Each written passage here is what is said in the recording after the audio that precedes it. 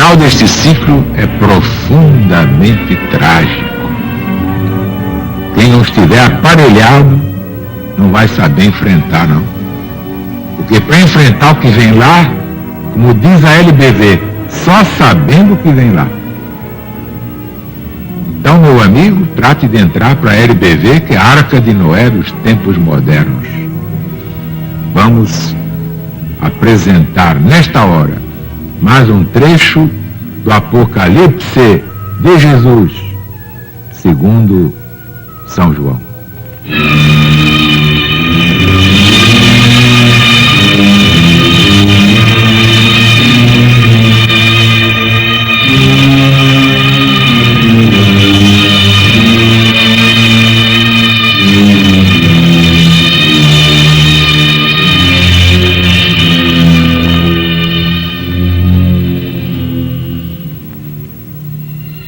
Tocou também o sexto anjo a trombeta.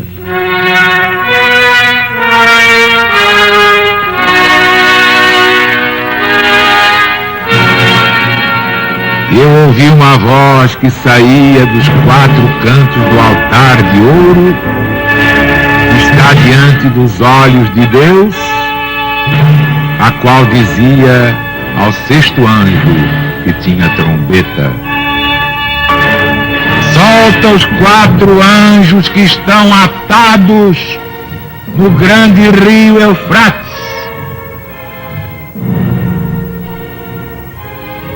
E logo foram desatados os quatro anjos que estavam prontos para a hora, dia, mês e ano para matarem a terça parte dos homens. E o número deste exército de cavalaria era de 200 milhões. E eu ouvi dizer o número deles. E vi assim os cavalos na visão. Os que estavam montados neles tinham as couraças de fogo e de cor de jacinto e de enxofre, e as cabeças dos cavalos eram como cabeças de leões. E da sua boca saía fogo e fumo e enxofre. E por essas três pragas, isto é, pelo fogo, pelo fumo, pelo enxofre, que saíam da sua boca, foi morta a terça parte dos homens. Porque o poder dos cavalos está na sua boca e nas suas caudas, porque as suas caudas se assemelhavam com as caudas das serpentes, tinham cabeças para com elas danar. E os outros homens que não foram mortos por estas pragas, nem se arrependeram das suas obras, adorando demônios e os ídolos de ouro e de prata e de cobre e de pedra e de pau, que nem podem ver, nem ouvir, nem andar, não fizeram penitência dos seus crimes, nem das suas impurezas, nem dos seus furtos.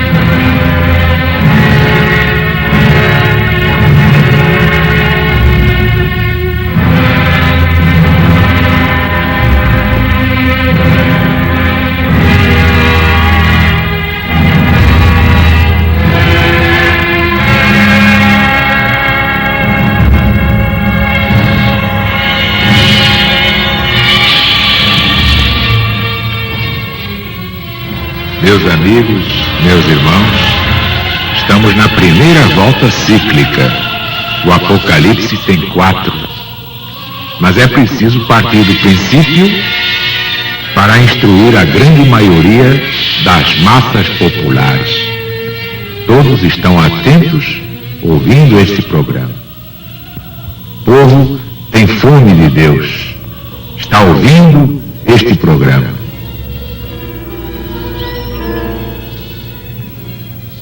Vemos ali no versículo 14,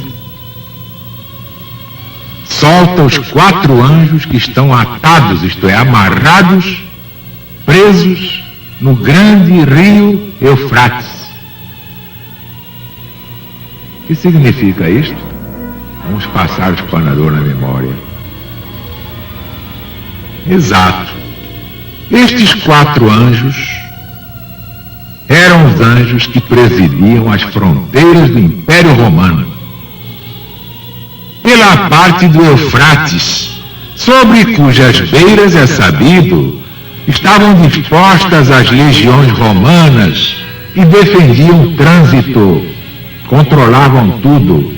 Ninguém passava, ninguém vinha, ninguém ia, sem que desse satisfações às legiões romanas. E mandar soltar estes anjos, atados até ali, significa o quê? Perfeitamente. Deus dar licença aos persas para que, passando o rio Eufrates, onde até então tinham sido contidos, pudessem arrasar o Império Romano. Como a história geral nos informa que de fato aconteceu, desde o tempo de Valeriano. Foi prisioneiro dos persas, até o de Juliano Apóstata, e também morreu na guerra. E nas outras voltas cíclicas do Apocalipse? Você já conhece a lei dos ciclos múltiplos? Com o tempo a história se repete, dando outros nomes de homens e outros nomes a estas regiões e a estas entidades simbólicas. É preciso ter olhos de ver e ouvidos de ouvir. E o número, versículo 16, deste exército de cavalaria era de 200 milhões. Já na primeira volta cíclica, imagine agora, o número definido, preciso, de 200 milhões, foi posto para demonstrar um imenso e prodigioso número de combatentes. Realmente, naquela primeira volta, o número dos exércitos da Pérsia, basta ver na história de Xerxes e Dario, era exatamente isso. Eram coisas assombrosas para aquele tempo. Mas agora, multipliquem esses 200 milhões. Que toda a terra passará pelo fogo. Toda a terra passará pelo fogo. Não tem saída. 2/3 da humanidade desaparecerão rapidamente na hora do Armagedon. E a terça parte final vai ser passada pelo fogo. Ninguém vai deixar de ser afetado, ai daqueles que não tiverem o sinal de Deus na sua alma. E naquele tempo era na testa, agora é no espírito. E vemos aqui uma referência às caudas, porque o poder dos cavalos está na sua boca e nas suas caudas. Porque as suas caudas se assemelham às caudas de serpentes. Têm cabeças e com elas danam. Na primeira volta cíclica, vocês já viram que isto simbolizava apenas os párticos. Eles compunham o exército dos persas, porque estes, subjugando aqueles, não fizeram mais do que mudar o nome do Império Pártico. Pelejavam por diante e por detrás. e até na hora de fugir, eles se viravam rapidamente, despedindo as suas flechas, as suas setas, conforme o que deles escreveu Virgílio na sua obra famosa Geórgicas. Vocês veem que tudo tem uma explicação. Dizer que a profecia é impenetrável, que não vale a pena perder tempo com isso, é coisa de louco. Vocês não viram aquela provação de Daniel? Nabucodonosor teve um sonho. Mas depois não se lembrava do sonho. Então chamou todo mundo para que explicasse que sonho foi e que foi que ele sonhou. Imaginem vocês, ninguém deu resposta ao rei Nabucodonosor, somente Daniel. E vocês sabem como é que Daniel conseguiu? Pedindo a Deus que lhe mostrasse qual tinha sido o sonho de Nabucodonosor. Então, como Daniel tinha merecimento, Deus lhe mostrou realmente qual fora o sonho do rei Nabucodonosor. Foi assim que Daniel ganhou a parada. Mas ele teve que dizer ao rei qual foi o sonho que o rei teve. Não queria só interpretação, queria saber o que foi que ele sonhou, que ele não se lembrava mais. Parada dura, hein? Só mesmo para os eleitos de Deus. E finalmente, no versículo 20, e os outros homens que não foram mortos por estas pragas, nem se arrependeram das suas más obras, adorando demônios e ídolos de ouro e de pedra, e de prata e de cobre e de pau, que não podem ver, nem ouvir, nem andar, não fizeram penitência dos seus crimes. O contexto mostra que São João Evangelista fala dos idólatras romanos, porque a idolatria dominava ainda, dentro da própria Roma, até o tempo de Honório. Basta ler as obras do prefeito Símaco, as suas cartas. Mas isso, claro, na primeira volta cíclica.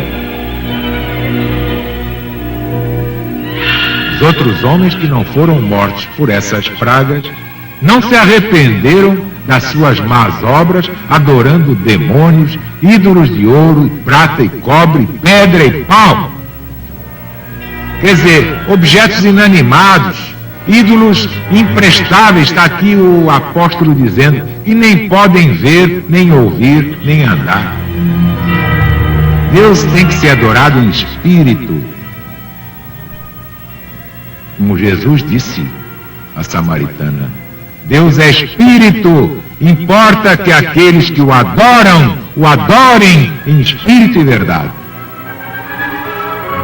Você pode fazer uma imagem de Deus, se ele proibiu imagens?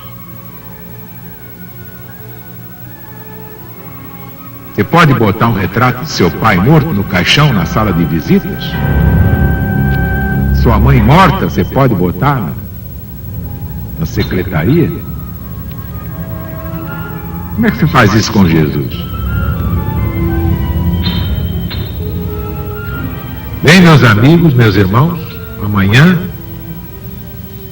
voltaremos com o Apocalipse de Jesus segundo São João.